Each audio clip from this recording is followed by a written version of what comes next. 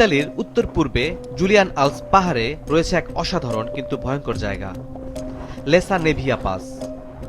সমুদ্র পৃষ্ঠ থেকে প্রায় 2050 মিটার উঁচুতে পাহাড়ের একেবারে সরু ধার বরাবর তৈরি করা হয়েছে 350 মিটার লম্বা এক বিশেষ স্নো ট্র্যাক।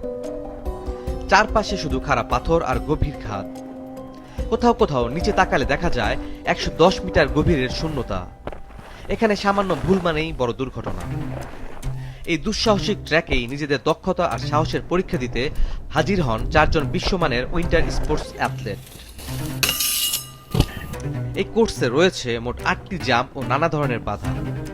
সবচেয়ে বিপজ্জনক অংশগুলোর একটি হলো দুটি বিশাল পাথরের মাঝখানে বসানো 6 মিটার লম্বা একটি রেল। এই রেলের নিচে রয়েছে 45 ডিগ্রি কোণে নেমে যাওয়া খাড়া ঢাল। আরেকটি অংশকে বলা হচ্ছে নো ফল জোন, মানে এখানে পড়ে যাওয়ার কোনো সুযোগ নেই, কারণ পড়ে গেলে সোজা পাথরের খাদে গিয়ে পড়তে হবে। স্টার্ট পয়েন্টে দাঁড়িয়ে ফেলিক জর্জি বলেছিলেন, এখানে নামার আগে বুক খুব জোরে ধরফর করছিল, ঠিক যেন কোনো বড় প্রতিযোগিতার শুরুতে দাঁড়িয়ে আছি। নিজেকে শান্ত করতে কয়েক সেকেন্ড সময় নিয়েছিলাম, কারণ এই ট্র্যাকে ঝুঁকি নেওয়ার কোনো জায়গাই নেই।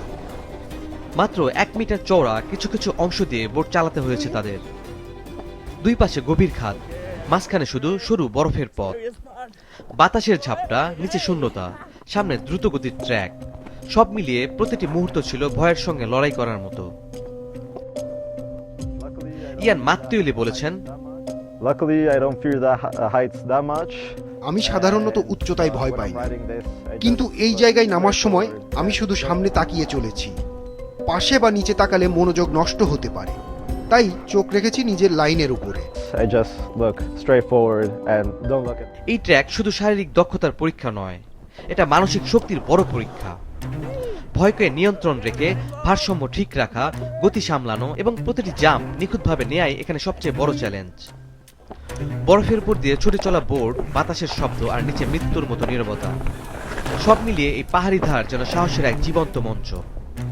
এখানে এসে প্রমাণ হয় মানুষ চাইলে নিজের ভয়কে জয় করতে পারে।